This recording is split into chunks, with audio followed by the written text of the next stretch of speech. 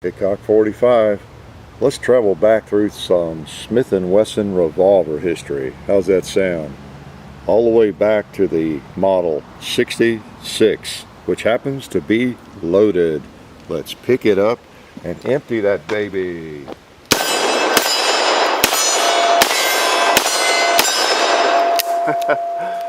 Yeah, model 66, Smith Wesson, stainless.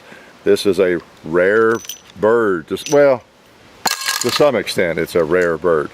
It has not been manufactured for a while, although Smith is starting it back up this year. But this one is vintage mid-70s. These came out in, I believe, around 1970, early 70s, and were produced up through 2005. And this one, as you might be able to tell, is an older one. Notice that stainless front sight and even the rear sight. They just, I think, did that for a couple of years, and then they went to black or blue, black and blue. But that is a bit of a gem in that it's an early model, and it's in good shape. Has a great trigger. We thank Academy of Self-Protection and Jolton for lending this to us. It's quite a little, I don't know if it's a jewel. They're around, but there's always been a mystique surrounding the Model 66. I was around in the 70s, believe it or not. I remember sitting in gun shops and people talking about the Model 66 as if it was like the holy grail almost. This is back when revolvers reigned too, for one thing, and beyond Smith & Wesson, what else was there? Hardly, that people talked about. Well, beyond Smith & Wesson and Colts, what I meant to say. Everybody argued about which was better and that kind of thing. And of course, the Model 19, the reason I have it out here, came along, and thanks to Bill Jordan in about 55. And the 66 is really just a stainless version of the Model 19. You've seen this in action. This is your K-frame, Smith & Wesson Combat Magnum, as it was called early on. Bill Jordan, border patrolman, gun rider, famous shooter. He was a great shot. Big old ugly guy like me too, by the way. But he worked with Smith & Wesson, and he claimed that a firearm with this size frame and .357 Magnum in a 4-inch barrel, the shrouded ejector rod, what else? I don't know. But this configuration would be the ideal police revolver, and it was indeed carried by police for a long time, by lots of different agencies, state patrol especially. Well, the 66 came along and around, not 66, 70, 71, long in there. And this is, I don't know if this was the very first, I don't think it was the very first stainless handgun, but it was the first stainless handgun that I think that really got people's attention, because everybody loved the Model 19. And what could you do to improve upon it? How about make it in stainless? And then they were hard to come by, so that made it even more desirable. So everybody was looking for one. It and the Model 29 in the 1970s. That was on everybody's list, and so many people could not find either one. Now we're going to shoot some Federal here. Thanks again to Federal for furnishing our ammo. And I have a variety here they have sent me. This is some 38 Special Plus P hollow points, 125 grain. That's kind of neat. And we've got some 38 Special 130 grain full metal jacket. Got 357, 158 grain. We even have some lead round nose, the old classic 38 Special round. They sent me a bunch of that, so we're going to shoot some of that too. So you can shoot Magnums, of course. That was the advantage.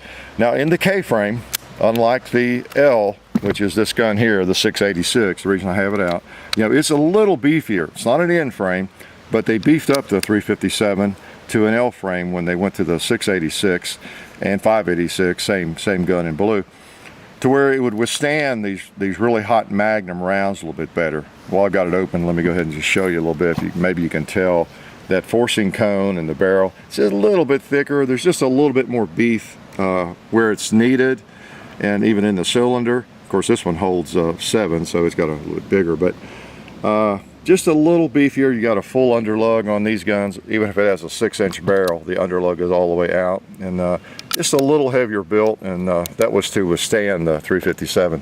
Now these will withstand it. It's just at a steady diet of it, you could crack the forcing cone here, the back part of the barrel. Some things like that could happen after a long steady diet of really hot 357 Magnums, but by and large it would withstand.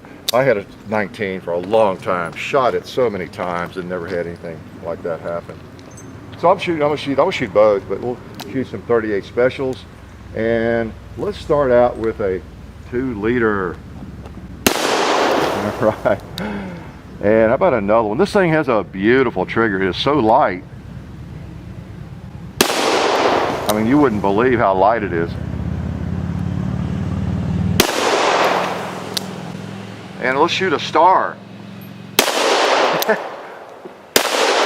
Whoops. Click. Those are some click champion targets that Federal sent us. Something else to shoot at, of all things. Those are 38s, and again, as I always point out, it's hard to beat if you want a revolver, a 357 Magnum, because you can shoot the Magnums. We'll shoot some big ones here, and you can shoot 38 special. And then within the 357 Magnum range, there are lots of different power factors, and with 38, certainly a lot of different power factors. So, great gun, great caliber for introducing somebody to shooting. If, unless you need to start with a 22, but this might be a second step once you get past 22.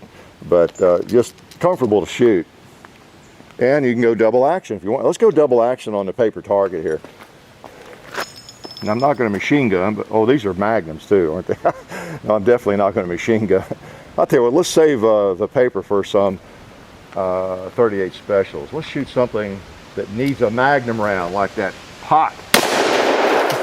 Wow. Or how about the gong? Let's Magnumize the gong. I'll just hold in the middle and see where it goes. Boom. It's like it went a little high. I'll bring it down a little bit.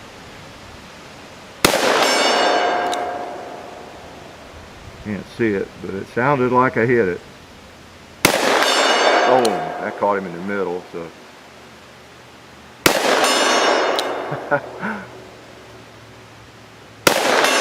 Wow.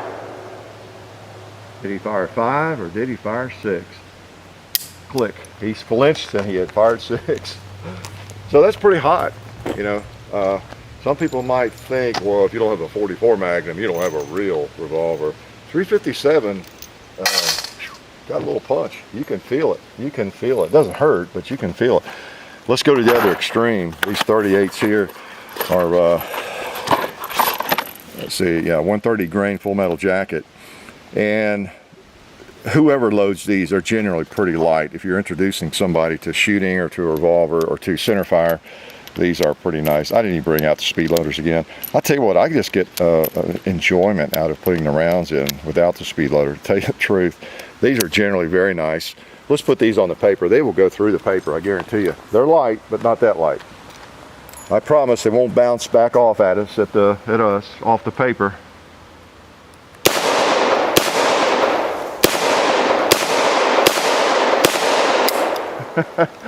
Yeah, they went right through it. I think they even went through the cardboard. Pretty nice, pretty nice. I generally don't load 38 special, but I'll save the brass, put it, separate it. That's what the two pans are about there. Those are fun. They are. Now, if you can remember back far enough when I shot at the gong,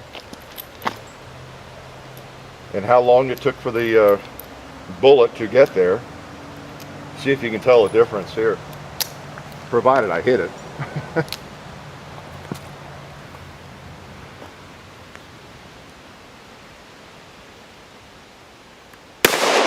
Yep, hit the dirt.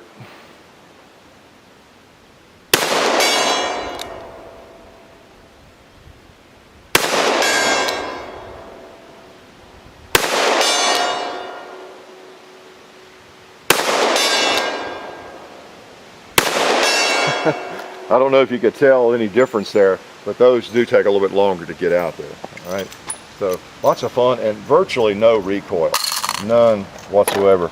A lot of people in 38 Special carry a plus P like this if it's a defensive gun rather than a full house Magnum, and a nice hollow point plus P round in the little J frames, or even in one of these if they're going to carry it. Maybe it just depends what you're used to, what you think you can handle, and what's going to blast too loudly for you. Let's try the red plate. It seems the sights seem to be right on. It's just a matter of whether I am or not, whether I'm steady, sober, and all that.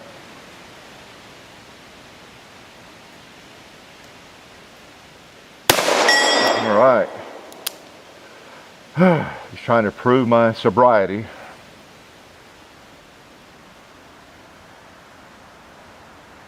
I think it was a little low.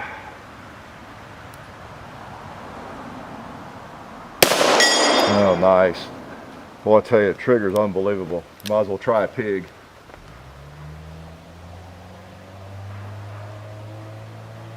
Yeah. Oh, just barely over it. And I have another round.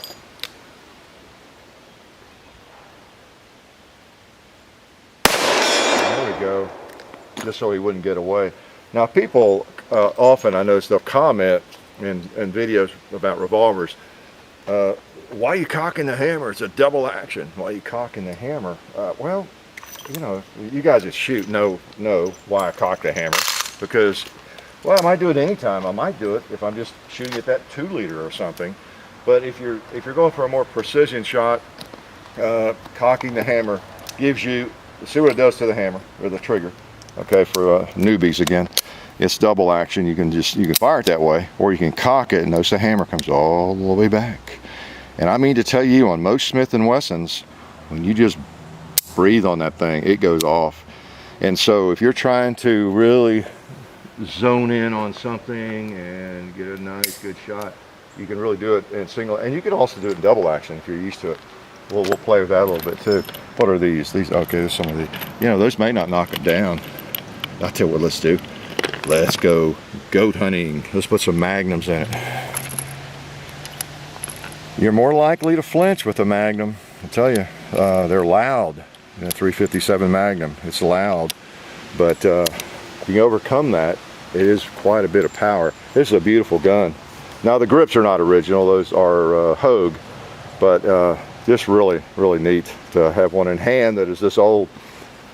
I'll go ahead and try double action, because you actually have some control with that too, if you know when it's going to break. Now again, I haven't shot this gun a whole lot. I just got it today, borrowed it today. But, all right, pig on the left. Let's try him, or goat rather. Boom.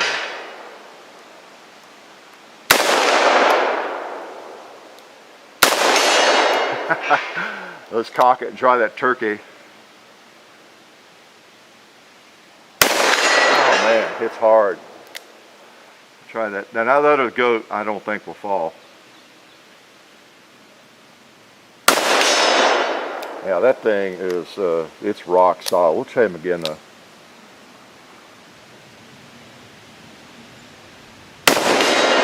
Boom. Now remember, on a Smith & Wesson, the cylinder turns counterclockwise. See that? Counterclockwise. So again, if you're in a speed shoot, you got to load a couple of rounds, you know where you need to load them, you know, over here, or you know, well, you can load them in any chamber, duh, right? But when you put it in there, know that the first round needs to be right there, because when you cock it and shoot, or if you go double action, that's the chamber you're going to be engaging, okay? These are Magnums, put them over there, pretty loud. I like these hollow points, those are pretty nice. They feel good. That's what I popped the red plate with. Those are nice rounds. Let's just try something here that hadn't been shot. Like one of those little bobble toys, whatever they are. Those are actually meant to sit on the ground, I think. Yeah, knock around. And I had a paint can somewhere, just not. Oh, here's a 2-liter, needs it. A can. Another can. Another one. They're actually fun to shoot double action. There's nothing like the feel of a double action revolver. They are just so much fun. We'll load it up once more here, but they are a blast to shoot. What else can I say about this? Like I said, this, boy, back in the 70s, everybody was looking for one of these things. They came out a little bit later with it in a, I don't know what year it was, but in a round butt and with shorter barrel configurations, like a 3-inch barrel, 2.5. I had one that had a, either, I think it was a 2.5-inch barrel at one point, and a round butt, and I traded it for something. You know how it is. But they're really were in demand and highly desirable, carried by a lot of police, just like the Model 19. So, thanks to Bill Jordan, we got this this K-frame. It's great that Smith has come back out with it. I think it's $700 or $800 at least MSRP. But they've come back out with it, and I think it has a 4.25-inch barrel, the new one. I don't know whether it's round butt or square butt. I think it looked like it might, I don't know, probably a round butt, unless they're trying to duplicate the old one, don't know. It probably has a key lock and all that, but pretty cool. So let's try another shot or two here. What do we want to shoot? We have shot, oh, I know what we haven't shot. Some of these lead. This is the old classic, around those. You know, we argue about the best hollow point. You know, we obsess about that. We study the hollow point and ballistics tests and everything, which are valid. You know, it's good. And if you're going to carry 6 rounds or 15, you might as well carry the best ammo. Why not? But then again, it's interesting that for so many years, police carried a bullet that looked pretty much like that. You know, probably all through late 1800s and 38 caliber firearms up into when 50s, 60s, you know, 50, 60 years. That's what most people carried, hollow point or a round nose bullet like that. And lots of bad guys fell victim to it, I'm sure, and some good guys too. But let's shoot a few of those. These are pleasant to shoot. Now you're thinking, will I get leading? Well, you might get a little bit if you shoot a nothing but steady diet of lead bullets, but it cleans out all right. All right. I think these were designed for the chicken. The faraway chicken. He thinks he's safe today. Maybe he is. Maybe he's not. We'll see.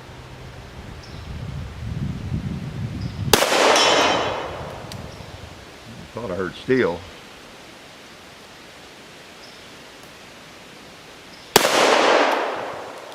I think if I can't hit him in 6 shots, he deserves to live. Okay, that's just fair enough.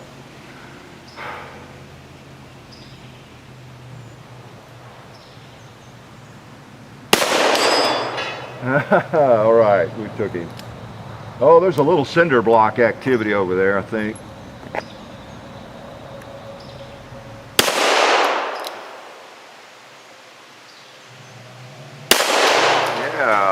Yeah. And let's put one of these on the gong. Nice ring to it.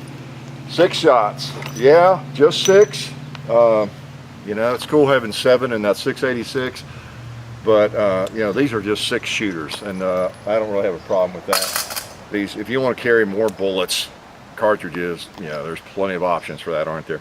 And again, I know I'm always selling you on revolvers. If you don't have one, it's kind of like the lever guns. It's that same old question: why don't you? You need a revolver in your collection, because there's nothing more fun than going out to the range or prowling around a place, if you have a place to do that, and just plinking with a revolver. It's your pocket full of cartridges, and then just shoot. You'd rarely lose your brass. You know, you can see why. You dump it out in your hand, put it in your pocket, put it on the shooting table in a bowl, or wherever. So 686 stainless, one of the early stainless stars of the of the firearms industry, I guess you'd say. Stainless Star, there we go. Hey, I might create a gun called the Stainless Star. But it really was. Everybody talked about it. Everybody wanted one, and it was in big demand for good reason. It wasn't hype. You know, this is in this configuration, this size frame, the K frame, a revolver. It feels good to most people. Shoots well, accurate. Just a very handy firearm. Now, if you want to shoot full house Magnum plus loads a lot, maybe you need the L frame or an N frame in 357. But this will handle most of your shooting needs and desires. The Model 66, an old one from back in the mid 70s. Life is really good.